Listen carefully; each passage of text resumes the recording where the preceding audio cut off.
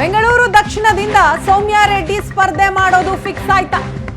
ಮಗಳ ಸ್ಪರ್ಧೆಗೆ ಅಪ್ಪ ರಾಮಲಿಂಗಾರೆಡ್ಡಿ ಗ್ರೀನ್ ಸಿಗ್ನಲ್ ನೀಡಿದ್ದಾರಾ? ಕ್ಷೇತ್ರದ ಮುಖಂಡರು ಹಾಗೆ ಬೆಂಬಲಿಗರ ಜೊತೆ ಈ ಸಂಬಂಧಪಟ್ಟ ಹಾಗೆ ರಾಮಲಿಂಗಾರೆಡ್ಡಿ ಸಭೆಯನ್ನ ಮಾಡಿದ್ದಾರೆ. ಕ್ಷೇತ್ರದ ಮುಖಂಡರೊಂದಿಗೆ ಸೌಮ್ಯಾ ರೆಡ್ಡಿ ರಾಮಲಿಂಗಾರೆಡ್ಡಿ ಸಭೆಯನ್ನ ಮಾಡಿದ್ರು. ಆ ಸಭೆಯಲ್ಲಿ ಸ್ಪರ್ಧೆಯ ವಿಚಾರಕ್ಕೆ ಸಂಬಂಧಪಟ್ಟ ಹಾಗೆ ಮಾಹಿತಿಯನ್ನ ಕಲೆ ಹಾಕಿದ್ರು. ಮುಖಂಡರ ಬಳಿ ಅಭಿಪ್ರಾಯವನ್ನ ಸಂಗ್ರಹಿಸಿದ್ರು. ಹಾಗಾದ್ರೆ ಸೌಮ್ಯಾ ರೆಡ್ಡಿ ಕಣಕ್ಕಿಳಿಸೋದಿಕ್ಕೆ ರಾಮಲಿಂಗಾರೆಡ್ಡಿ ತೀರ್ಮಾನವನ್ನ ತೆಗೆದುಕೊಂಡಿದ್ದಾರೆ. ಈ ಬಗ್ಗೆ ಮತ್ತಷ್ಟು ಮಾಹಿತಿಯನ್ನ ಕೊಡ್ತಾರೆ ನಮ್ಮ ಪ್ರತಿನಿಧಿ ಮಾರುತೇಶ್. ಇದೀಗ ನಮ್ಮ ಜೊತೆ ಫೋನ್ ಸಂಪರ್ಕದಲ್ಲಿದ್ದಾರೆ.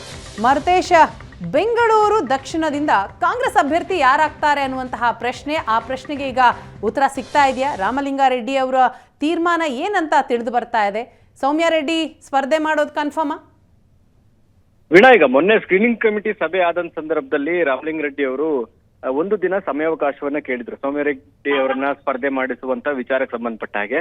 ಸೊ ಇವತ್ತು ತಮ್ಮ ಬೆಂಬಲಿಗರು, ಮಾಜಿ ಕಾರ್ಪೊರೇಟರ್ಗಳು ಜೊತೆಗೆ ವಿಧಾನಸಭೆ ಚುನಾವಣೆಯಲ್ಲಿ ಸ್ಪರ್ಧೆ ಮಾಡಿ ಸೋತಿರ್ತಕ್ಕಂಥ ಬೆಂಗಳೂರು ದಕ್ಷಿಣ ಲೋಕಸಭಾ ಕ್ಷೇತ್ರದ ವ್ಯಾಪ್ತಿಗೆ ಬರುವಂತಹ ಅಭ್ಯರ್ಥಿ ಅಂದ್ರೆ ಪರಾಜಿತ ಅಭ್ಯರ್ಥಿಗಳು ಎಲ್ಲರ ಜೊತೆಗೂ ಕೂಡ ಒಂದು ಸಮಾಲೋಚನೆ ನಡೆಸಿದ್ದಾರೆ.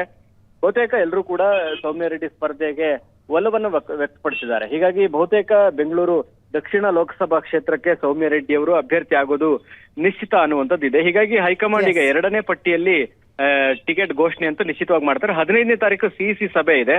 ಆ ಸಭೆಯ ಬಳಿಕ ಸೌಮ್ಯಾ ರೆಡ್ಡಿ ಅವರಿಗೆ ಅಧಿಕೃತ ಟಿಕೆಟ್ ಘೋಷಣೆ ಕೂಡ ಆಗುತ್ತೆ. Veena, yes, thank you Maruthesh ತಮ್ಮ ಮಾಹಿತಿಗಾಗಿ.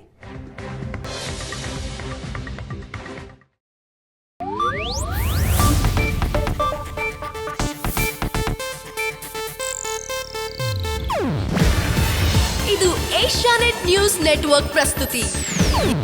ನೀವು ನೋಡ್ತಿದ್ದೀರಾ ಏಷ್ಯಾನೆಟ್ ಸುವರ್ಣ ನ್ಯೂಸ್.